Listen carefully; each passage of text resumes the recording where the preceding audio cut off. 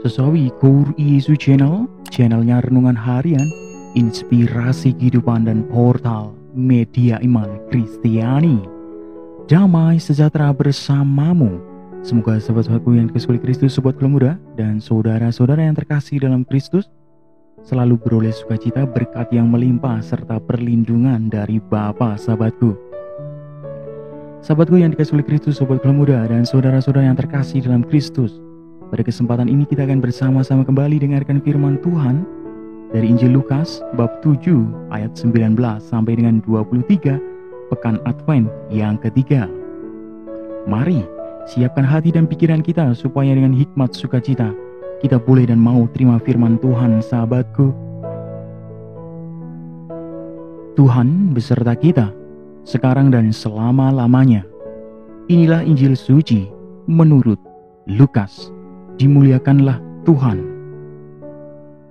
Yohanes memanggil 2 orang muridnya dan menyuruh mereka bertanya kepada Yesus, "Engkaulah yang akan datang itu, atau haruskah kami menantikan seorang lain?"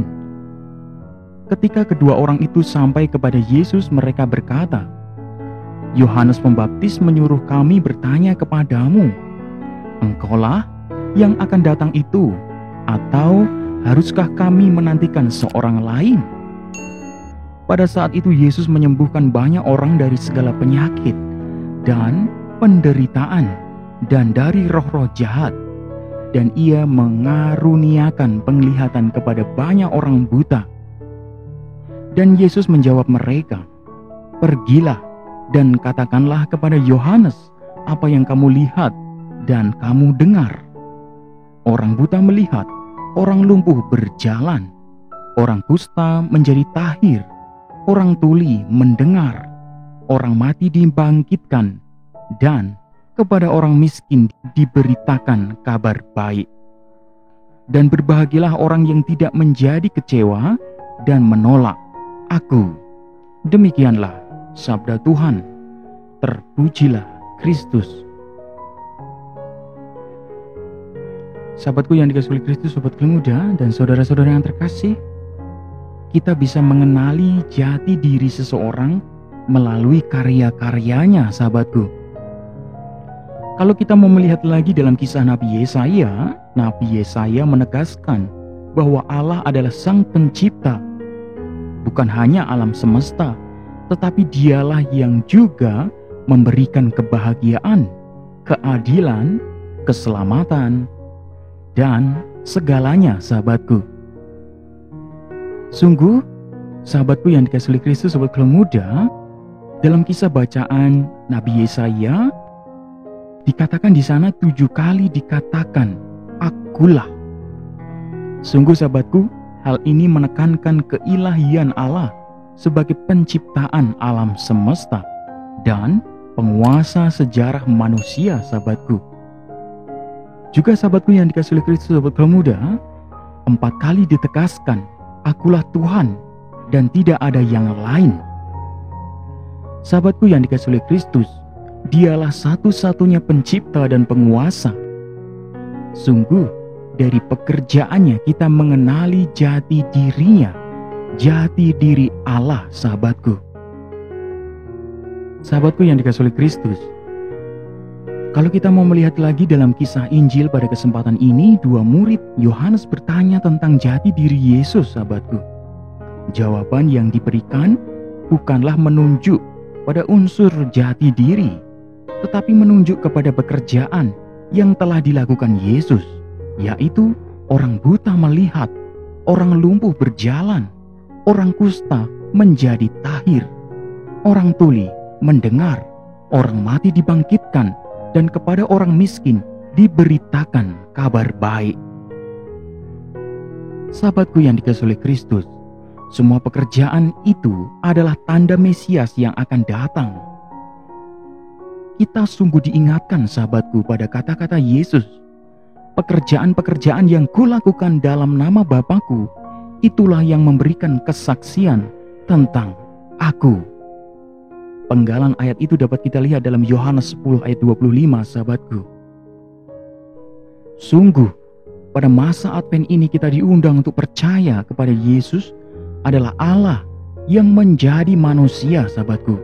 Dan hanya kepada Dialah kita menyembah. Sungguh, jati diri Yesus tampak jelas dari karya yang Dia lakukan. Ikatan dan ketergantungan pada kuasa-kuasa lain, misalnya sistem kerja, efisiensi, produktivitas, dan teknologi, haruslah diletakkan di bawah kuasa Allah. Amin. Kemuliaan kepada Bapa dan Putra dan Roh Kudus, seperti pada permulaan, sekarang, selalu, dan sepanjang segala abad. Terpujilah nama Yesus, Maria, dan Santo Yosef, untuk sekarang dan selama-lamanya. Amin. Sahabatku yang dikasihi oleh Kristus, sobat Gelung Muda, dan saudara-saudara yang terkasih dalam Kristus, mari kita tutup renungan singkat ini. Kita berdoa bersama dan mohon berkat dari Tuhan, sahabatku. Dalam nama Bapa dan Putra dan Roh Kudus. Amin. Ya Tuhan, ya Allah kami berterima kasih kepadamu atas segala kuasa-Mu dan firman-Mu yang boleh kami terima pada kesempatan ini, ya Tuhan.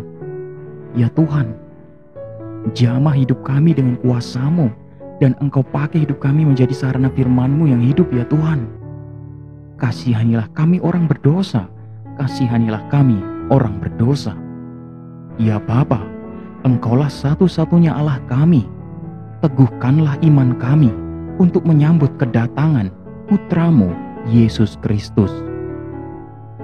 Ya Tuhan, ya Allah kami berdoa pula bagi mereka-mereka yang lemah, tersingkir, ditinggalkan, dikucilkan, beban mental, dan kehilangan harapan, ya Tuhan. Kiranya Engkau selalu memberkati hidup mereka dengan sukacita dari-Mu, memberikan segala kekuatan dan kesejahteraan, serta petunjuk jalan bagi hidup mereka. Kami berdoa pula, ya Tuhan, bagi para subscriber kami Sesawi Kur Yesu dan penonton setia Sesawi Kur Yesu, kiranya Engkau selalu memberkati, memberikan hikmat, sukacita, dan perlindungan dalam hidup mereka. Biarlah, ya Tuhan, yang terjadi dalam hidup kami terjadi seturut kehendak-Mu. Amin. Kemuliaan kepada Bapa dan Putra dan Roh Kudus, seperti pada permulaan, sekarang, selalu, dan sepanjang segala abad. Terpujilah nama Yesus, Maria, dan Santo Yosef, untuk sekarang dan selama-lamanya. Amin.